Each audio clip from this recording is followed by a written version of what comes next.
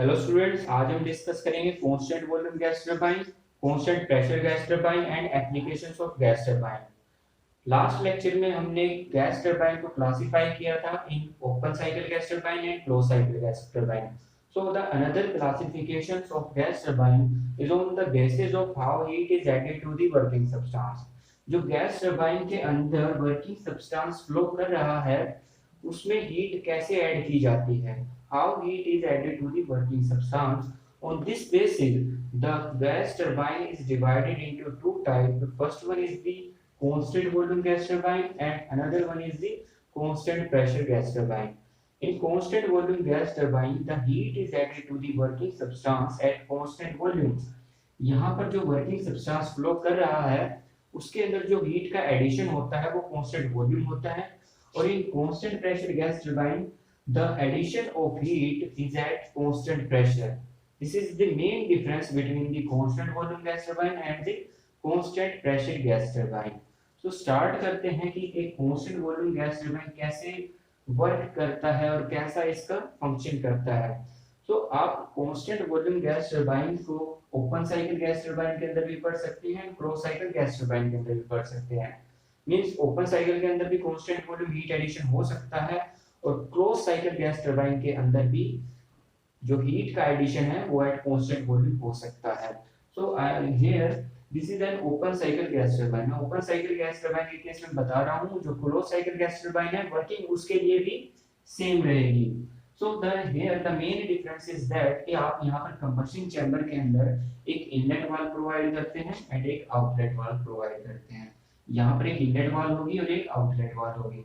जो compressed air है, compression करने के बाद जो कंप्रेस्ड एयर है उसको कंबशन चैम्बर में सेंड किया जाएगा through inlet valve. Inlet valve के थ्रू उसको कंबशन चैम्बर में दिया जाएगा। After that inlet valve is closed, also the outlet valve is also closed. तो यहाँ पर आपको एक कांस्टेंट वॉल्यूम मिल गई। In combustion chamber you get a constant volume of working substance. Combustion chamber के अंदर जो वर्किंग सब्सटेंस है इसकी एक कांस्टेंट वॉल्यूम है, क्योंकि इनलेट वाल्व क्लोज है, आउटलेट वाल्व क्लोज है और यहाँ से कंप्रेसर से कोई कंप्रेस्ड एयर कंबशन चैम्बर के अंदर आगे नहीं आ रही है।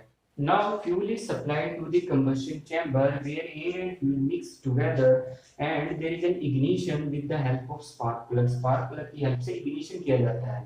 All these things happens in a closed volume, means in this constant volume। air का mixing, air and fuel का mixing and the ignitions of the air fuel mixture is all done in this constant volume। इस constant volume के अंदर ही जो heat का addition हो रहा है, that's why this is called as a constant volume gas turbine। This is work on Atkinson cycle। Atkinson cycle। Constant volume gas turbine is work on Atkinson cycle। The pressure and volume diagram, the pressure and volume diagram and temperature or and entropy diagram for a constant volume gas turbine is first the air is compressed isentropically which results in an increase in pressure and decrease in volume। तो first stage में जैसे first to pressure increase किया जाता है, यहाँ पर first है, first to 2 point तक प्रेशर इंक्रीज होगा और वॉल्यूम डिक्रीज होगी, this shown in the pressure volume diagram. After that the compressed air is sent to the combustion chamber। Also when the air is compressed in a compressor, due to increase in internal energy of the gas, the temperature is also increased। temperature भी कुछ amount तक increase हो जाता है at first to 2 stage, but the entropy is constant because this is an isentropic compression process। so यहाँ पर this is the pressure volume diagram, this is the temperature entropy diagram। after that the compressed air is sent to the combustion chamber। combustion chamber में भेज दी जाती है जहाँ पर heat का addition होता है एट कांस्टेंट वॉल्यूम, क्योंकि यहाँ पर कांस्टेंट वॉल्यूम है। तो कांस्टेंट वॉल्यूम को आप कैसे दिखाओगे, ऐसे 2 2 3। 2 2 3 is an constant volume process. Constant volume process है और उसी पर हीट का एडिशन हो रहा है। जब आप हीट ऐड करते हो किसी चीज में तो उसका टेम्परेचर इंक्रीज होता है। टेम्परेचर को इंक्रीमेंट से आप कैसे दिखाओगे, 2 2 3। this is an increase in temperature, also an increase in entropy because heat after heat addition entropy of the substance is increasing। entropy उसकी increase करती है।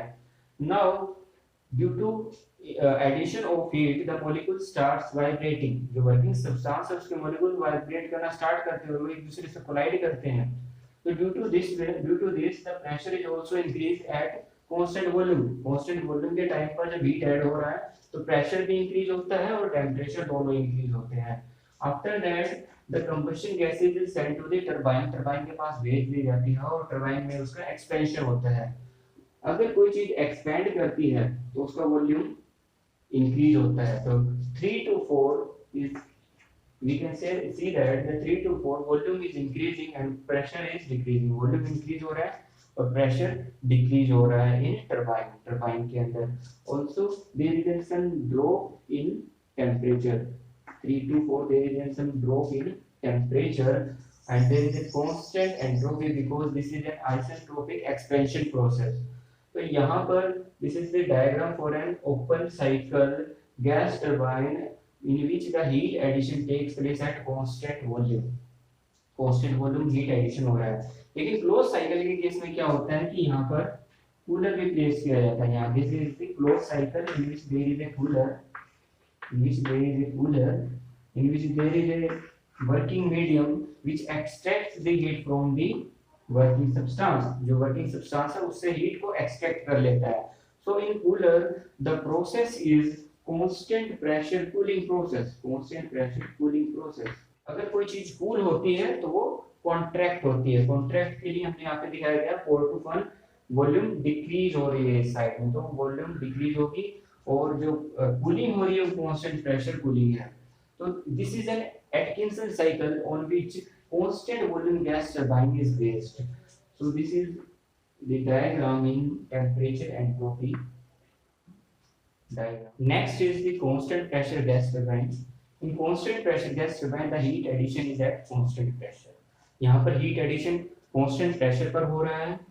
So now here the inlet and outlet valve is eliminated from the combustion chamber। यहाँ पर inlet और outlet valve को eliminate कर दिया गया है। So there is a continuous supply to the combustion chamber। inlet और outlet valve को हटा दिया गया है। So there is a continuous supply of compressed air into the combustion chamber and so there is a continuous supply of combustion gas to the turbine। continuously supply की जा रही है। there is no inlet and outlet valve, क्योंकि अगर inlet और outlet valve यहाँ पर होते तो फिर intermittent supply हो जाती, क्योंकि inlet valve close outlet valve close, आगे supply नहीं जा रही। so that's why constant volume gas turbine एक intermittent सप्लाई देता है और कांस्टेंट प्रेशर गैस टरबाइन में इनलेट और आउटलेट वाल्व नहीं है। तो there is a continuous supply of compressed air and there is a continuous supply of combustion gas to the turbine.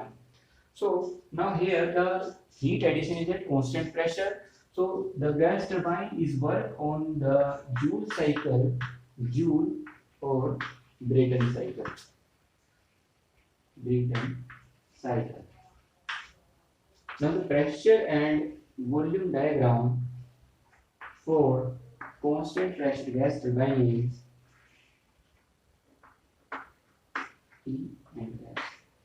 Now the first process is the isentropic compression process in which air is compressed and there is an increase in pressure and decrease in volume of the working substance and there will be some increase in pressure and temperature of the working substance। after that the compressed air supplied to the combustion chamber where the ignition of the mixture takes place।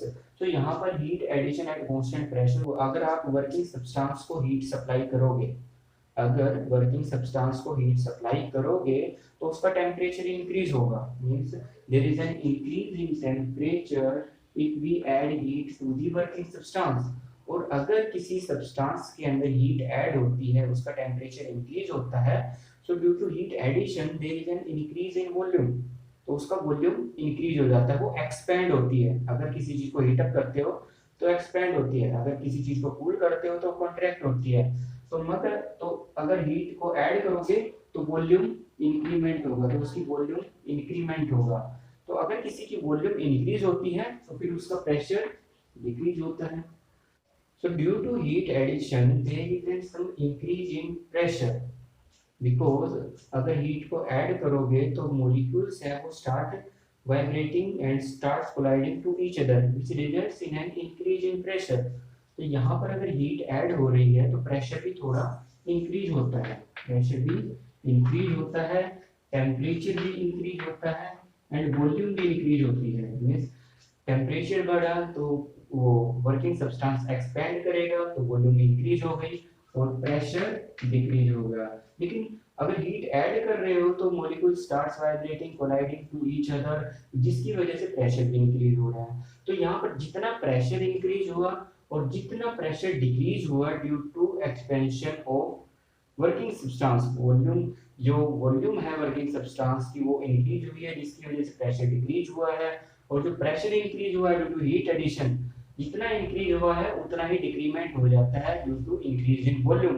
That's why the pressure is constant here. इसी वजह से यहाँ पर जो pressure है वो constant रहता है, जितना इंक्रीज हुआ है प्रेशर उतना ही डिक्रीज हो जाता है due to increase in volume. So that's why the pressure here is constant and heat acted is at constant pressure. Now the turbine in which there is an expansion of working substance, also there is a constant pressure cooling process. So this is the complete cycle for a constant pressure gas turbine। ये complete cycle है जिसे joule और Brayton cycle भी कहते हैं। So the difference between the constant pressure gas turbine and constant volume gas turbine is here we get the continuous power, but in constant volume gas turbine we don't get the continuous power, here we get only the intermittent power।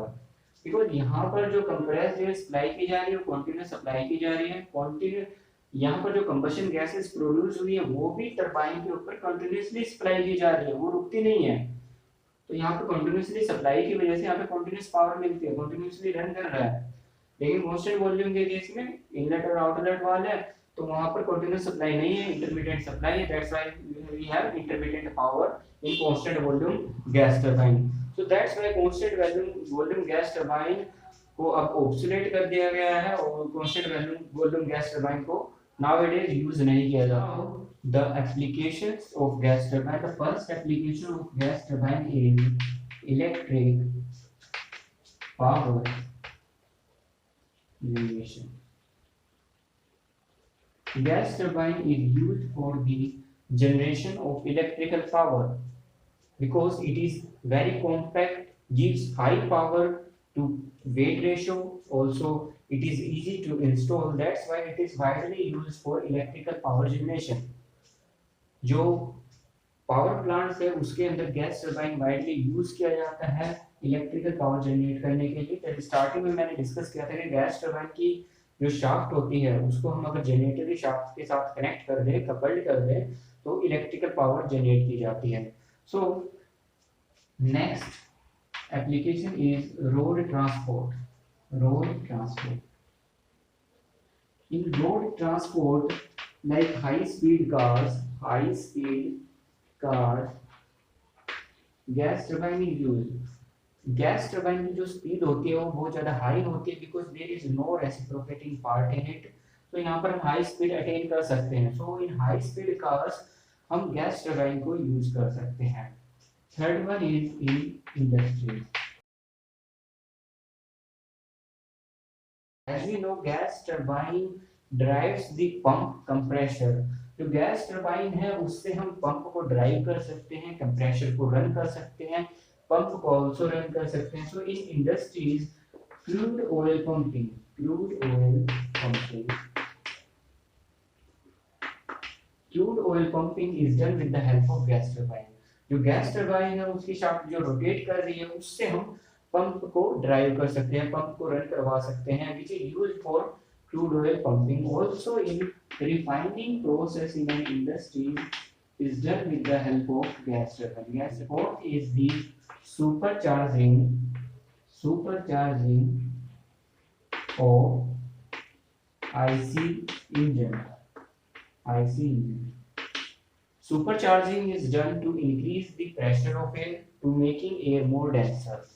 This is done with the help of gas turbine। देखिए जो IC engine है उससे जो भी exhaust निकल रहा है, IC engine के एग्जॉस्ट से ही हम गैस टरबाइन को रन करवाते हैं।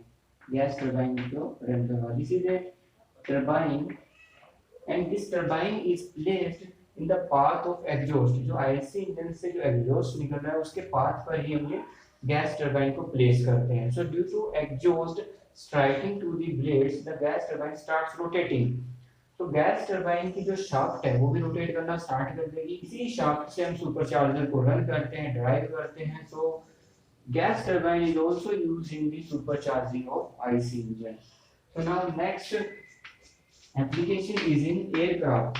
As we know that the gas turbine is very compact and the weight of gas turbine is very less. That's why it is widely used for in aircraft. Aircraft के अंदर gas turbine का use किया जाता है. Ship propulsion. Gas turbine is widely used in marine fields because it provides the necessary thrust for propulsion of the ship. Gas turbine marine field में भी use किया जाता है for ship propulsion. So now the next application of a gas turbine is in turbojet. Turbojet के अंदर भी gas turbine का use किया जाता है. ये बहुत कॉम्पैक्ट होता है, वो स्मॉल होता है, इसका वेट बहुत कम होता है. That's why it is widely used for ship propulsion, aircraft and turbojets. So this is the main applications of a gas turbine.